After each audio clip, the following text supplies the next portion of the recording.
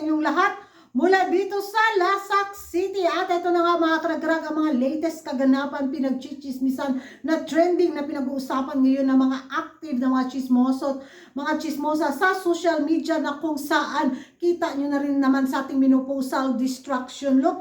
Gikabuhi na ko diri mga karagrag sa aking pa-outfit, pero lalaban ako para sa pangkabahayan showcase, para sa pang-ekonomiya, kiber, kimbot, jud kuragan sa pagkachismosa.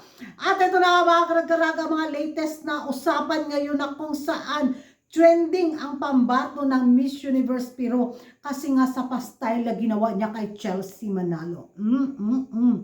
Na kung saan ni-reveal ito sa kanilang pa-live nga kanina na sinabi ni Chelsea Manalo na si Tati yung nag-style sa kanyang palok for today's event sa Miss Universe 2024. Kita nyo naman mga karag-karag. At sinabi ni Chelsea na ayaw nga sana ni Chelsea kasi masyadong revealing yung suot niya kanina mga karag-karag. But in-insist talaga ni Miss Universe pero na pakak ka dito Chelsea. Ayun, kumabog nga si Chelsea Manalo. At siguro mga karag-karag, no, ang dami niyang dalang mga pa-outfit sana pero kulang lang talaga sa styling din si Chelsea. So ang nakikita lang kasi natin sa kanya is very simple, very calm lang at walang masyadong Chelsea, di ba? Yung kadalabas ni Chelsea bitaw sa mga pa-video nakikita natin sa social media, kalmado lang. Very simple, very elegant naman, but kulang lang talaga sa konting pa spice ba? Anghang konti ba na iligat na Chelsea, baka na ba ganon? Kasi nung in-stylean siya kanina ni Tati mga karagrag, wow, very very hot. Pulang-pula kay si Chelsea mga karagrag, di lang pula ang hasang, as in umubra talaga yung naging pa-styling na ginawa ng Miss Universe pero kay Chelsea. And from the bottom of my bagol-bagol and may lapa-lapa, thank you so much kay Tati talaga. Sila yung magkarumi na hindi ko nakikitaan ng kompetensya galore. Yung bang, oy maninipulahin kita kasi kalaban kita.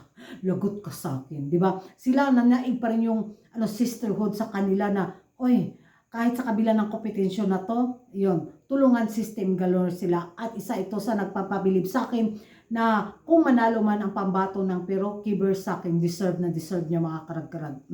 So, yun ay mga good news na mga chika, mga karag-karag, kudos sa team Chelsea Manalo at Tati ng pero. Go girls! At isa sa mga pinag-uusapan ngayon at pinag-chichismisa ng mga active na mga chismoso at mga chismosa, nako, Miss Universe Organization, kaya pa ba? Saan na napadpad ang mga kandidata? 130 candidates. Parang nag-pandemic. Andun lang kanulas lagi sa loob sa hotel. Di ba? Yung nakikita natin, andun lang talaga. Tapos nung nakalabas naman, ay, anyari. Tinalo yata ang Miss Earth at saka Miss International. So, imbes na makita natin kung yung Mexico, parang wala mang naganap. Saan na ba yung ipinagmayabang ng Miss Universe Organization? First time in the history. Yung nila, yung Gala de las Catrinas, o first time in the history, no, makita natin yung production. Ganun, yun lang yun. Wala. Para bang, uy, nasaan na yung yabang? Di ba? Yung bang, todo promote sila na parang tayo din na excited tayo na, ay, grabe siguro mga pasabog. Tapos yun nga, sabog nga mga karag-karag. Pinutaktis sila ngayon sa social media kasi yung mga kandidata is lang, parang, saan ba sila pumunta? So sabi nga nila is part daw yun ng tourist destination sa Mexico na kung saan, uy, may nakita nito yung video na to mga karag-karag.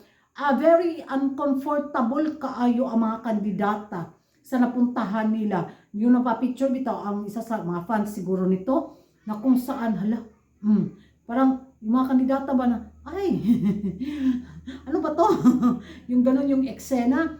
At marami nga nagsabi na mga chismoso at mga chismosa, tinalo pa ni Uncle ang Miss Universe Organization sa kanilang pa-pre-event, which is totoo naman. Hindi naman natin yan may pagkaila kasi nakikita naman natin sa mga budlat at mga pikot nating mga mata, di ba? Yung mga kaganapan sa pre-event ng Miss Universe at sa Miss Grand International.